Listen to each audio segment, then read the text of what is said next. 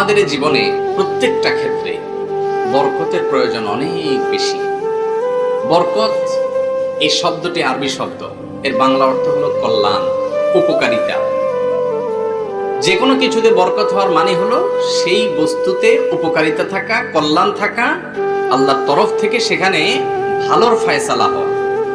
বরকত যদি থাকে তাহলে অল্প উপার্জন অনেক বেশি উপকারে আনবে, আর বরকত যদি না থাকে তাহলে অনেক উপার্জন কিন্তু কল্যাণ আনবে অনেক কম। আর এই জন্য নবী করিম সাল্লাল্লাহু আলাইহি ওয়াসাল্লাম তিনি আল্লাহর কাছে বরকতের দোয়া করতেন, আমাদেরকে বরকতের জীবন যেন আমরা পেতে পারি সেদিক নির্দেশনা দিতেন। আজ আমরা বরকতের 10টি চাবির সন্ধান দেব আপনাদেরকে ইনশাআল্লাহ। কোরআন এবং হাদিসের আলোকে যে চাবিগুলো ব্যবহার করলে, অর্থাৎ যে আমলগুলো করলে আপনার জীবনের সব কিছুতে বরকত নেমে আসবে। ভাইরা আমার, ঠিক একই ভাবে আমাদের জীবনে দেখা যায় উপার্জনে বরকত নাই। এত কামাই করি, সারাদিন কাজ করি, কিন্তু বরকত নাই। আছে না নাই এরকম? নবী করিম সাল্লাল্লাহু আলাইহি সাল্লাম একটা হাদিস থেকে বোঝা যায় যে এমনও সময় আসবে, এমনও মানুষ থাকবে যে 2 হাত দিয়ে উপার্জন করবে, চতুর্পাশ থেকে পয়সা কামাই করতে থাকবে, কিন্তু দিন শেষে কোনো বরকত সে খুঁজে পাবে না। একইভাবে আমাদের জীবনে প্রত্যেকটা বিষয়ে, পরিবারের মধ্যে বরকত নাই, আমাদের অর্থের মধ্যে বরকত নাই, আমাদের জীবনের মধ্যে বরকত নাই, আমাদের সময়ের মধ্যে বরকত নাই, আমাদের কোনো কিছুতে, এমনকি আমলের মধ্যে বরকত পাওয়া যায় না। এই বরকতহীন জীবন আমাদের মধ্যে কেন আসছে? কারণ বরকত পাওয়ার জন্য যা দরকার সে কাজগুলো আমরা করি না। এই 10টি চাবি যেগুলোর মাধ্যমে বরকত আমাদের জীবনে নেমে আসবে, এ বিষয়ে প্রথম চাবি হলো ঈমান এবং তাকওয়া। ঈমান এবং তাকওয়া। বেঈমানের জীবন কখনো বরকতময় হতে পারে না। বেঈমান, যার ভিতর আল্লাহর প্রতি ঈমান নাই, যার ভিতর তাকওয়া নাই, যে ফাসিক, আল্লাহর অবাধ্য, আল্লাহর নাফরমান, হারাম হালাল যে বাছবিচার করে না, যে বেছে বেছে চলে না, যার কাছে হালাল হারাম এক, যা মনে চায় তা করে, এই ব্যক্তির জীবনে, যার মধ্যে আল্লাহর প্রতি ঈমান নাই, বিশ্বাস নাই, এই ব্যক্তির জীবনে কোনো বরকত নাই। ভাই, বরকত নাই যে এটার একটা ছোট্ট উপমা দিলে বুঝে আসবে। একজন ব্যক্তি মাসে 10,000 টাকা কামাই করেছে, তার সংসার ব্যয় করতে, সংসারের যে ব্যয় বা সেটা নির্বাহ করতে 7,000 টাকা খরচ হয়েছে, আরো 2-3,000 টাকা থেকে গেছে।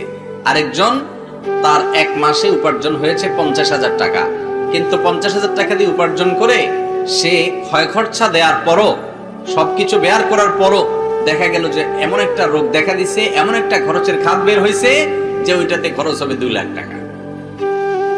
এরকম হয় কি হয় না? এটা হলো বেবরকতের জীবন, এটা হলো বেবরকতের জীবন। নবী করিম সাল্লাল্লাহু আলাইহি সাল্লাম বলেছেন, আল গিনা গিনান নাফস। মানুষের মনের সুখটা হলো আসল সুখ। আপনার কাছে অনেক পয়সা আছে, বিশাল ঘরবাড়ি আছে, দালান কোঠা আছে, লাক্সারিয়াস গাড়ি আছে, সবকিছু আছে, অর্থাৎ সুখ এবং শান্তির উপকরণ সবকিছুই আছে। এমনও হতে পারে সব উপকরণ থাকা সত্ত্বেও আপনার মনে সুখ নাই। হতে পারে কি পারে না?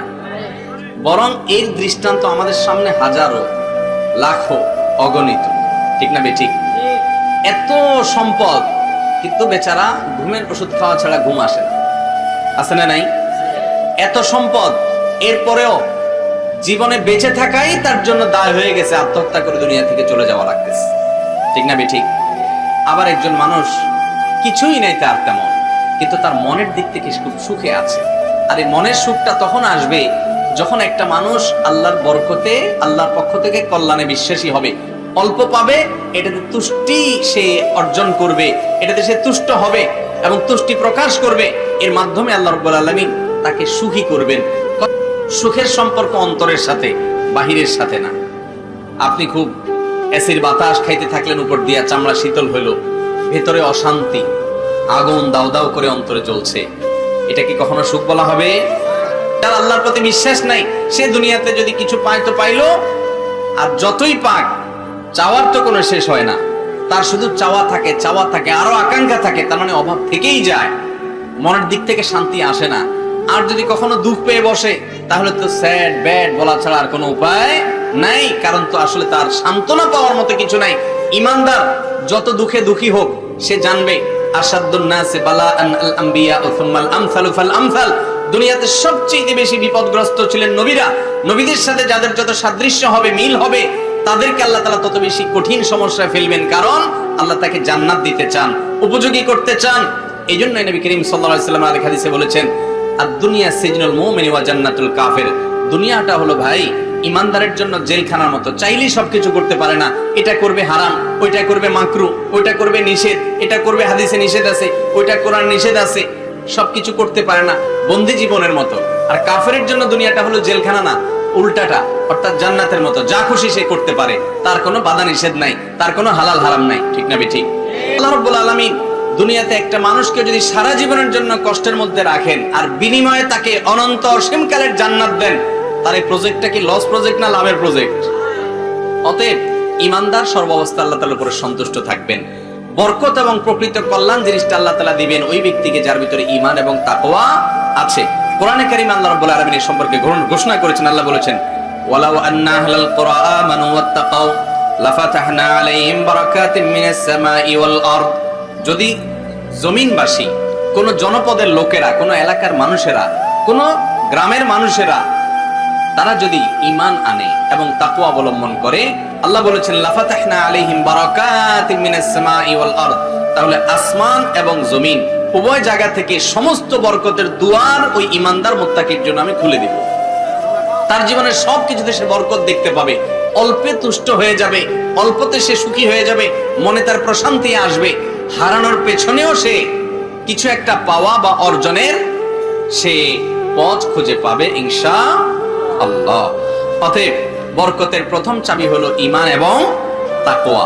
বরকতের দ্বিতীয় চাবি হলো কোরআনে কারীমের তিলাওয়াত। আল্লাহ তাআলা কোরআনে কারীমে বলেছেন, হাদা কিতাবুন আনজালনাহু মুবারাক, এই কিতাব আমি এটাকে নাজিল করেছি বরকতময় করে। নবী করিম সাল্লাল্লাহু আলাইহি ওয়াসাল্লামের হাদিস থেকে বোঝা যায়, যে বাসা যে বাড়িতে কোরআনের তিলাওয়াত হয়, ওই বাসা ওই বাড়িতে আল্লাহ রাব্বুল আলামিন রিজিক দেন, ওই বাসায় আল্লাহ রাব্বুল আলামিন বরকত দান করেন, ওখানে আল্লাহ তাআলা বহুমুখী কল্যাণ আল্লাহ তাআলা নাজিল করেন। বরকতের তৃতীয় চাবি হলো ভাই আল্লাহর নাম নেওয়া, বিসমিল্লাহ পড়া এবং আল্লাহর স্মরণ করা। নবী করিম সাল্লাল্লাহু আলাইহি ওয়াসাল্লামের হাদিস থেকে বোঝা যায়, কোনো কিছুতে যখন বিসমিল্লাহ দিয়ে শুরু করা হয় তখন সেটা বরকতময় হয়। কুল্লু আমরিন জিবালিন লাম ইবদা বিবিসমিল্লাহি ফাহুয়া আবতার আও আকতা আও কামা ক্বালা আলাইহিস সালাতু ওয়াসসালাম। কয়েক রকমের হাদিস আছে, গুরুত্বপূর্ণ কোনো কাজে আল্লাহর নাম না নিয়ে যদি করা হয় সেটা বরকতপূর্ণ থাকে না, এটা ত্রুটিপূর্ণ হয়। আপনি খাওয়ার সময় যখন বিসমিল্লাহ বলবেন, শয়তান সেখানে অংশগ্রহণ করতে পারবে না, বরকতময় হবে, স্বাস্থ্যকর হবে। আপনি বাসায় ঢুকতে যখন বিসমিল্লাহ বলবেন, তাহলে শয়তান সাথে প্রবেশ করতে পারবে না, বরকতময় হবে। আপনি যখন প্রত্যেকটা কাজের শুরুতে বিসমিল্লাহ বলে শুরু করবেন, জিন্দেগিতে বরকত আসবে। নাম্বার 4, সাদাকা, দান। এর মাধ্যমেও মানুষের জীবনে বরকত নেমে আসে ভাই। সাদাকার উপমাটা হলো অনেকটা টিউবওয়েলের পানির মতো। আপনার খুব অভাব যাচ্ছে, খুব কষ্টে আছেন, সাধ্য অনুযায়ী অল্প একটু দান করে দেন গরিব দুঃখীকে। দিনই কোনো প্রতিষ্ঠানে, কল্যাণমূলক কোনো কাজে, যে কোনো ভালো কাজে আপনি একটু দান করে দেন সাধ্য অনুযায়ী। আপনার হাজার হাজার টাকা দরকার, আপনি 10-20 টাকা দান করে দেন। দান করলে আল্লাহ রাব্বুল আলামিন বিপদ থেকে রক্ষা করেন, আকস্মিক বিপদ থেকে হেফাজত করেন, আর বিশেষ করে জিন্দেগিতে আল্লাহ তাআলা অফুরন্ত বরকত দান করেন। প্রতিদিন সকালবেলা একজন ফেরেশতা পৃথিবীবাসীকে লক্ষ্য করে আল্লাহর কাছে একটা দোয়া করে, বলে, আল্লাহ আপনি প্রত্যেক দানকারীর দানকে বরকতের মাধ্যমে বৃদ্ধি করে দেন, বাড়িয়ে দেন। সে দান করবে কিন্তু তাতে তার প্রফিট হবে অনেক বেশি, লাভ হবে অনেক বেশি, খরচ করবে কিন্তু পেছনে বরকত হবে। আর যারা দান করে না তাদেরকে আপনি ধ্বংস করুন, সম্পদ দেখা যাবে অনেক কিন্তু কল্যাণ হবে অনেক কম। এই জন্য 5 নম্বর আমল হলো আত্মীয়তার বন্ধন রক্ষা করা। এটা বরকতের একটা বড় মাধ্যম, এবং এই মাধ্যমটাকে আমাদের সমাজে বিশেষ আমরা ভুলে গেছি। আপনি যত বেশি রক্ত সম্পর্কে আত্মীয়ের সাথে সুসম্পর্ক বজায় রাখবেন, আপনার জীবনে হায়াতে বরকত আসবে, সম্পদে বরকত আসবে। বুখারীর হাদিস, নবী করিম সাল্লাল্লাহু আলাইহি ওয়াসাল্লাম বলেছেন, মান সাররাহু আন ইউবসাতা লাহু ফি রিজকিহি আও ইউনসা লাহু ফি আসরিহি ফালইয়াসিল রাহিমাহু। যে ব্যক্তি তার জিন্দেগিতে, তার সম্পদে বরকত হোক এটা চায়, এবং যে ব্যক্তি তার জীবনে বরকত হোক এটা চায়, সেজন্য তার আত্মীয় স্বজনের সাথে সুসম্পর্ক বজায় রাখে। নবী করিম সাল্লাল্লাহু আলাইহি ওয়াসাল্লাম যে বলে গেছেন, যারা আত্মীয় স্বজনের সাথে খুব বেশি সম্পর্ক বজায় রাখে, আন্তরিকতা রাখে এবং সম্পর্ক ছিন্ন করে না, এই লোকগুলোর জিন্দেগিতে বরকত নেমে আসে। এই যে মিশুক টাইপের মানুষগুলো, তাদেরকে দেখা গেছে তুলনামূলকভাবে তারা অনেক বেশি সুখী থাকে, অনেক বেশি ভালো থাকে, অনেক বেশি হায়াত পায়। এর বিপরীতে যে ব্যক্তি সেলফিশ, আত্মকেন্দ্রিক, আত্মীয় স্বজনের খোঁজ খবর রাখে না, তাদের সাথে যোগাযোগ নাই, তাদের সাথে সম্পর্ক ভালো নাই, এই ব্যক্তিকে আল্লাহ রাব্বুল আলামিন তার জীবনে বরকত দেন না সাধারণত। এই জন্য বরকতের এই চাবিটা আমাদেরকে ব্যবহার করতে হবে। বরকতের জন্য 6 নম্বর চাবি হলো সকালবেলায় খুব দ্রুততার সাথে রিজিক অন্বেষণের জন্য বের হওয়া। নবী করিম সাল্লাল্লাহু আলাইহি সাল্লাম দোয়া করেছেন, তিনি বলেছেন বুরিকালি উম্মতি ফি বুকুরিহা, আমার উম্মতের জন্য সকালের ভোরবেলা সময়টাতে বরকত দেয়া হয়েছে। আজকাল আমাদের জীবনে যে বরকত উঠে গেছে, কোনো কিছুতে কোনো বরকত নাই, এর একটা কারণ এটাও যে সকালের যে টাইমটা কাজের সময়, ওই টাইমটা আমরা ঘুমিয়ে থাকি। রাতে তাড়াতাড়ি ঘুমানো, সকালে তাড়াতাড়ি উঠা। ভোরবেলাতে আপনি যে কাজ করবেন ওই কাজে আল্লাহ তাআলা আপনাকে কল্যাণ দিবেন। আপনি ঘুমাবেন তো ঘুমের মধ্যে কল্যাণ হবে, অর্থাৎ আপনি অলস হবেন, ঘুমের মধ্যে বরকত হবে। ঘুম আরো বেশি ঘুমাবেন, অলসই থাকবেন আপনি। বরং একান্ত কোনো কারণে আপনি ঘুমিয়েছেন, অসুস্থ, সেটা ভিন্ন কথা, কিন্তু সচরাচর সাধারণ অভ্যাস হবে যে সকালবেলার টাইমটা আপনি আমলে যাবেন, কাজে যাবেন। আর বিশেষ করে 5 ওয়াক্ত নামাজের পরে যদি আপনি রুজির জন্য বের হন, আল্লাহ তাআলা বরকত দিবেন। কোরআন কারীমে আল্লাহ তাআলা বলেছেন, ফাইদা কুদিয়াতিস সালাহ ফান্তাশিরু ফিল আরদি ওয়াবতাগু মিন ফাদলিল্লাহ, নামাজ শেষ হয়ে গেলে দ্রুততার সাথে, নামাজ শেষ হয়ে গেলে বের হয়ে পড়ো এবং আল্লাহর জমিনে ছড়িয়ে থাকা রিজিক অন্বেষণ করো। নামাজের পরে রিজিক অন্বেষণ করতে বের হবেন বিসমিল্লাহ পড়ে এবং দোয়া পড়ে বের হবেন, আল্লাহুম্মা ইন্নী আসআলুকা মিন ফাদলিক, আল্লাহ আপনার করুণা তালাশ করতে চাই, আমি আপনার করুণা তালাশ করি, করুণা প্রার্থনা করি, তার মানে আমি রিজিক চাই আল্লাহ। এটা দোয়া করে বিসমিল্লাহ পড়ে বের হবেন। এরপরে যে কাজ করবেন ইনশাআল্লাহ আল্লাহ তাআলা কি দিবেন? বরকত দিবেন। বরকতের 7 নম্বর চাবি হলো ভাই নামাজ নিয়মিতভাবে পড়া। এই নামাজের মধ্যে আল্লাহ তাআলা বরকত রেখেছেন। কোরআন কারীমে আল্লাহ বলেছেন, ওয়া আমুর আহলাকা বিস-সালাতি ওয়াসতাবির আলাইহা, হে রাসূল আপনি মানুষ আপনার পরিবারকে নামাজে নির্দেশ করুন এবং এটার উপর অটল থাকুন। লা নাসআলুকা রিজকা, আপনার কাছে আমি রিজিক চাই না, নাহনু নারযুকুকা, বরং আমি আপনাকে রিজিক দেব নামাজ পড়লে নিয়মিত। ওয়াল আকিবাতু লিত-তাকওয়া, এবং শেষ পরিণাম হবে যার ভিতরে তাকওয়া আছে তার জন্য। এইজন্য জিন্দেগিতে বরকত নেমে আসার আশায় আল্লাহ তাআলার কাছে সালাত আদায় করতে হবে। নামাজ জীবনে বরকত নেমে আসে। আপনার কোনো অসুবিধা হচ্ছে, 2 রাকাত নামাজ পড়েন, 2 রাকাত সালাতুল হাজাত পড়েন, লম্বা কেরাত দিয়ে, লম্বা রুকু দিয়ে, সিজদা দিয়ে নামাজে দাঁড়িয়ে যান। 5 ওয়াক্ত নামাজ নিয়মিত ঠিকঠাক মতো আদায় করেন, ইনশাআল্লাহ আপনার জীবনে সবকিছুতে বরকত নেমে আসবে। নাম্বার 8, আল্লাহর উপরে ভরসা করা, যথাযথ রূপে ভরসা করা। এই সম্পর্কে নবী করিম সাল্লাল্লাহু আলাইহি ওয়াসাল্লাম হাদিসে আসছে, তিনি বলেছেন, লা তাওয়াক্কালতুম আলাল্লাহি হাক্কা তাওয়াক্কুলিহি, তোমরা যদি আল্লাহর উপরে যেভাবে ভরসা করা দরকার এরকম পূর্ণ আস্থা রেখে তাওয়াক্কুল করতে পারো, লা রাযাকাকুম কামা ইউরযাকুত তায়র, তাহলে আল্লাহ তাআলা তোমাদেরকে এমন রিজিক দিবেন পশু পাখিকে যেভাবে আল্লাহ তাআলা রিজিক দিয়ে থাকেন। নাম্বার 9, বেশি বেশি করে ইস্তেগফার করা। ইস্তেগফার, আল্লাহর কাছে ক্ষমা প্রার্থনা করা। আপনার জীবনে কোনো অসুবিধা তৈরি হয়েছে, সাথে সাথে ইস্তেগফার করেন। ইস্তেগফারের আমলটার সম্পর্কে আমি প্রায় সময় বলি যে এই আমলটা আমার জীবনে বহুবার পরীক্ষা করে দেখেছি। কঠিন সময় এসেছে, বিপদ দেয়ালে পিঠ ঠেকে গেছে, ইস্তেগফারটা কন্টিনিউ করতে থেকেছি, আল্লাহ রাব্বুল আলামিন অলৌকিক ভাবে, অবিশ্বাস্য ভাবে ওই বিপদ থেকে উদ্ধার করে দিয়েছেন। নাম্বার 10, সালামের বিস্তার, বেশি বেশি করে সালামের বিস্তার, ব্যাপকভাবে সালামের বিস্তার। এটা যত বেশি করা যাবে জিন্দেগিতে তত বেশি বরকত নেমে আসবে। বিশেষ করে সালাম যদি পূর্ণাঙ্গ সালাম দেন আপনি, আসসালামু আলাইকুম ওয়া রাহমাতুল্লাহি ওয়া বারাকাতুহু, এর মানে কি? আপনার প্রতি শান্তি বর্ষিত হোক এবং আল্লাহর রহমত বর্ষিত হোক এবং আল্লাহর বরকত আপনার উপরে নাজিল হোক। এটা আপনি কারোর জন্য দোয়া করলেন, তিনি আবার জবাবে আপনাকে পূর্ণাঙ্গভাবে ফেরত দিবেন। কারণ ইযা হাইয়িতুম বিতাহিয়াতিন ফাহাইয়ু বিআহসানা মিনহা ওয়া রুদ্দুহা, আপনি ওয়া বারাকাতুহু বললে যিনি জবাব দিবেন তিনি কমপক্ষে ওয়া বারাকাতুহু পর্যন্ত বলাটা তার জন্য কি আবশ্যক, ওইটা তার জন্য জরুরি, ম্যানার্স। এইজন্য তিনিও যখন বলবেন ওয়া আলাইকুমুস সালাম ওয়া রাহমাতুল্লাহি ওয়া বারাকাতুহু, তখন অর্থটা কি দাঁড়াবে? আপনার প্রতিও শান্তি, রহমত এবং বরকত নাজিল হোক। একে অন্যের জন্য যখন বরকতের দোয়া করে, বিশেষ করে আপনি অন্য কারোর জন্য যখন রহমতের বরকতের দোয়া করলেন, আল্লাহর ফেরেশতারা আপনার জন্য দোয়া করবেন, হাদিসে সাবিত আছে। এই জন্য এই 10টা চাবি ব্যবহার করবো তো ইনশাআল্লাহ। এক নজর আবার বলে দিচ্ছি। নাম্বার 1, ঈমান এবং তাকওয়া চর্চা করা। প্রত্যেকটা কাজে আল্লাহর আদেশ আছে না নিষেধ আছে, এটা দেখে সেটা অনুযায়ী আমল করার চেষ্টা করা, তাকওয়া থাকা ঈমানের পাশাপাশি।